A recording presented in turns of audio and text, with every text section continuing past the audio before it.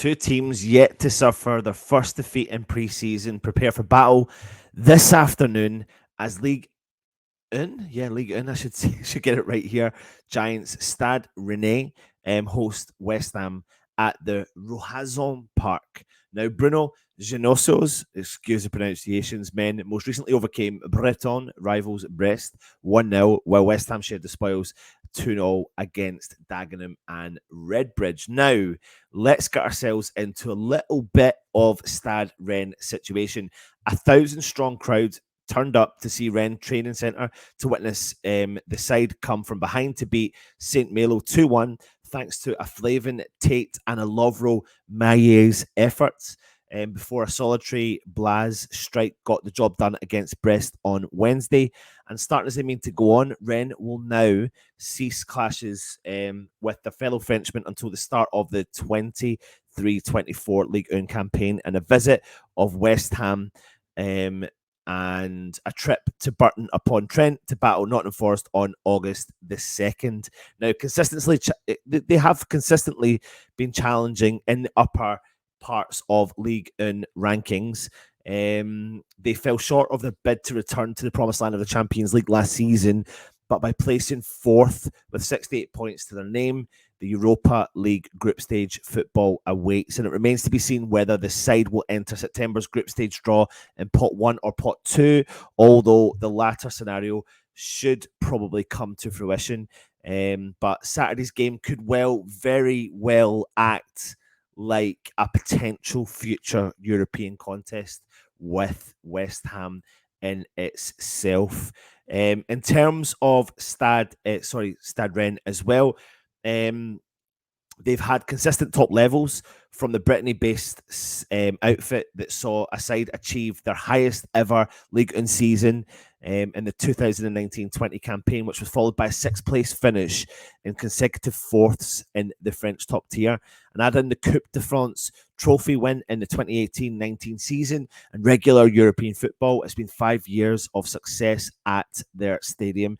They were founded in 1901. They've gone through a range of transformation in the club's 122 years of history, setting on the current name in 1972 with 2 League 2 titles League 2 titles, I should say, in the team's trophy cabinet, as well as 3 Coupe de France Cups and Trophy des Champions. Le Rouge et Noirs are versed in winning competitions.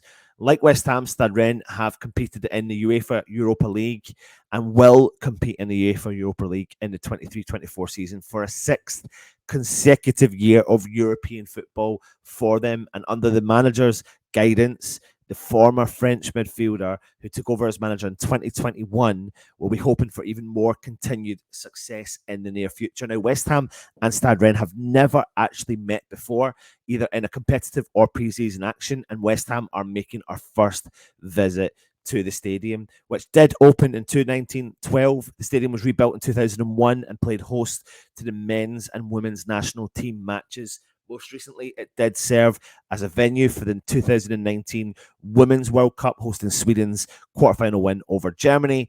And while the first fixture between the two sides at the stadium will be the first for West Ham, we have made several trips to play French opponents throughout our club history as well. Now, let's get on to a little bit of team news when it comes to Stade Rennes ourselves. Steve Mandanda and Execa are battling their way back from calf and ankle concerns, respectively. Rennes only have one long-term injury, which is ACL victim Martin Terrier, who's guaranteed to be sitting out of the friendly this afternoon, and it could be another couple of months before he is back. But there is one player you will have heard of, and it's the player that's been strongly linked to West Ham. It's the left-back Adrien Truffert. He's been dealing with an ankle injury, but it's still unclear whether the French international will be able to play a part after following his setback from injury. But he is also linked to the club, so it'll be good to see what he is capable of doing. But apart from that, the club have a clean bill of health for the weekend, and he has also confirmed that Enzo Lefebvre, Calamendo, and Gioro should be in contention to feature for approximately half an hour after their international exploits. West Ham ourselves have pretty much a full squad available. West Ham's players who took part in pre-season, met up with all the international players. We've seen some of them feature against Dagenham and Redbridge, so it'll be nice to see the availability and what potentially, and we'll probably start to see some of the shapes that West Ham are trying to do. I think we'll have a bit of Skamaka, some Paqueta feature, etc. And we do know that some of the younger players who have featured heavily in pre-season are starting to head out on loan. You've seen Hedgie head out on loan. You've also seen Freddie Potts head out on loan as well. It is going to be a return to his old club for Naif Aguerd, who's going to feature probably in the game against his old bosses, you could say. So it will be an interesting one. We do know Paqueta obviously did suffer from a little bit of a shoulder injury, but hopefully he will feature for that. But I think the key element for this game in particular will be how will West Ham line up in this game. What's the formation West Ham will line up in this game? Because with 2 games of the preseason, or 2 or 3 games to go of the preseason, you'll start to see some of the shake up of what we're looking to do and how we're going to set up moving forward into the new season. But equally, though, we don't have many new signings, and it will be interesting to see what formation David Moyes does consider to be the best one. Be interesting to see the inclusion of Divine Mubama, because obviously we're hearing he's going to make the step up to the senior squad this year, so it'll be interesting to see how much he will feature.